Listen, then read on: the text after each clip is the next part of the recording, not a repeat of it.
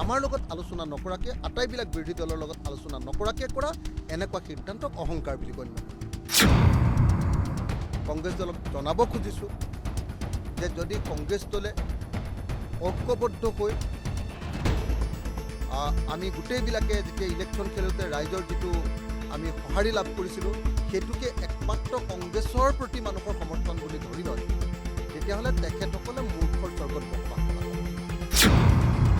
লোকসভা নিৰ্বাচনত আমাৰ সকলোৰে সহযোগত অকণমান ৰিজাল্ট ভাল কৰাৰ পাছত যদি কংগ্ৰেছ দলৰ অহংকাৰ হৈছে আৰু কংগ্ৰেছ দলে যদি আগতীয়াকৈ নিজা সিদ্ধান্ত গ্ৰহণ কৰে তেতিয়াহ'লে নিশ্চিতভাৱে বাকী বিৰোধী দলবিলাকেও নিজা সিদ্ধান্ত গ্ৰহণ কৰিব। কংগ্ৰেছে কি ষ্টেটমেণ্ট দিছে মই সঁচাকৈ দেখা নাই। আপোনাৰ মুখৰ পৰাহে এই মুহূৰ্তত শুনিলোঁ যে কংগ্ৰেছ দলে অকলশৰীয়াকৈ উপ নিৰ্বাচন খেলিম বুলি কৈছে। যদি সঁচাকৈ কংগ্ৰেছ দলে অকলশৰীয়াকৈ উপ নিৰ্বাচন খেলিম বুলি কৈছে এইটো তেওঁলোকৰ ঐতিহাসিক ফল। লোকসভা নিৰ্বাচনত আমাৰ সকলোৰে সহযোগত অকণমান ৰিজাল্ট ভাল কৰাৰ পাছত যদি কংগ্ৰেছ দলৰ অহংকাৰ হৈছে, যদি কংগ্ৰেছ দলে এতিয়া বিৰোধী ঐক্য মঞ্চৰ লগত আলোচনা নকৰাকৈ অকলশৰীয়াকৈ সিদ্ধান্ত ল'ব খুজিছে, যদিহে দেই আপুনি কোৱা মতে যদিহে এইটো হৈছে তেতিয়াহ'লে নিশ্চিতভাৱে কংগ্ৰেছ দলৰ এই অহংকাৰ ভাল অহংকাৰ নহ'ব।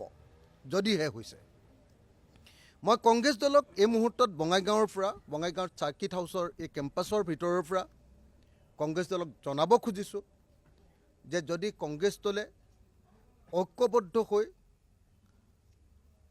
আমি গোটেইবিলাকে যেতিয়া ইলেকশ্যন খেলোঁতে ৰাইজৰ যিটো আমি সঁহাৰি লাভ কৰিছিলোঁ সেইটোকে একমাত্ৰ কংগ্ৰেছৰ প্ৰতি মানুহৰ সমৰ্থন বুলি ধৰি লয়, তেতিয়াহ'লে তেখেতসকলে মূৰ্খৰ স্বৰ্গত বসবাস কৰা হ'ব। এইটো ভাল কথা নহ'ব, এইটো একেবাৰে দুৰ্ভাগ্যজনক হ'ব। আৰু মই ভাবোঁ যে যদি দৰকাৰ হয় ঠিক আছে কংগ্ৰেছে যদি খেলে বেলেগ কথা, কিন্তু প্ৰথমতে বিৰোধী ঐক্য মঞ্চৰ ভিতৰত আলোচনা হ'ব লাগিব। আৰু বিৰোধী ঐক্য মঞ্চৰ লগত আলোচনা নকৰাকৈ যদি কংগ্ৰেছে এনেকুৱা কথা কয় যে অকলে তেওঁলোকে ইলেকশ্যন খেলিব, তেতিয়াহ'লে পৰৱৰ্তী ইলেকশ্যনবিলাকত আমাৰ পৰা সহযোগিতা নাপাব। আৰু দৰকাৰ পৰিলে তেতিয়াহ'লে নিজৰ ষ্টেণ্ড ক্লিয়াৰ কৰি ল'ম। যদি কৈছে মইতো নাজানো, কংগ্ৰেছে যদি কৈছে মই বানপানীত ঘূৰি ফুৰিছোঁ, আপোনালোকে সকলোৱে দেখিছে, এক মিনিটো বেলেগ কথা ভাবিবলৈ সময় নাই। ৰাতিপুৱা 5টা বজাৰ পৰা ৰাতি 12:30 এটা বজালৈকে মানুহৰ মাজত আছোঁ, ব্ৰহ্মপুত্ৰ নদীৰ ভিতৰত আছোঁ, 10:30 11টা বজালৈকে নাৱৰ ওপৰত আছোঁ। মানে মই নাজানো, সঁচাকৈ নাজানো। কিন্তু যদিহে কংগ্ৰেছে কৈছে যে অকলে তেওঁলোকে উপ নিৰ্বাচন খেলিব, তেওঁলোকৰ এইটো অহংকাৰ হৈছে।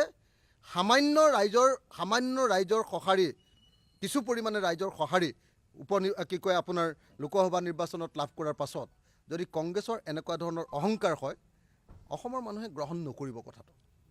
সেইকাৰণে মই ভাবোঁ যে অচিৰেই আমাৰ বিৰোধী ঐক্য মঞ্চৰ সভা অনুষ্ঠিত হ'ব লাগে।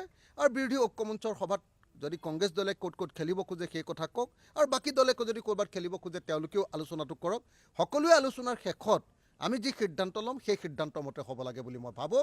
আৰু কংগ্ৰেছ দলে যদি আগতীয়াকৈ নিজা সিদ্ধান্ত গ্ৰহণ কৰে তেতিয়াহ'লে নিশ্চিতভাৱে বাকী বিৰোধী দলবিলাকেও নিজা সিদ্ধান্ত গ্ৰহণ কৰিবলৈ বাধ্য হ'ব। মানে দেখা যাওক, মই প্ৰথমতে কংগ্ৰেছ দলৰ কথাখিনি শুনি লওঁ। এতিয়ালৈকে কংগ্ৰেছ দলৰ কথাখিনি শুনা নাই। আৰু কংগ্ৰেছ দলৰ সভাপতিৰ লগত কথা পাতি লওঁ। যদি সঁচাকৈ তেখেতসকলে এনেকৈ ধৰণে কৈছে বিৰোধী ঐক্য মঞ্চ এটা থকাৰ পাছতো, আৰু আজি এমাহৰ আগত একেলগতে ইলেকশ্যন খেলি যোৱাৰ পাছতো যদি অকলশৰীয়াকৈ ইলেকশ্যন খেলাৰ কথা তেওঁলোকে ঘোষণাই কৰি দিছে, মই নাজানো আপুনি কৈছে ঘোষণাই কৰি দিছে বুলি, যদি ঘোষণা কৰি দিছে ডেফিনেটলি কংগ্ৰেছ দলৰ এই ঘোষণা আমি ইতিবাচক ঘটনা বুলি নামানো। আমি ডেফিনেটলি ইয়াৰ বিৰোধিতা কৰিম। আৰু ডেফিনেটলি আমি কংগ্ৰেছ দলে আমাৰ লগত আলোচনা নকৰাকৈ আটাইবিলাক বিৰোধী দলৰ লগত আলোচনা নকৰাকৈ কৰা এনেকুৱা সিদ্ধান্তক অহংকাৰ বুলি গণ্য কৰিম।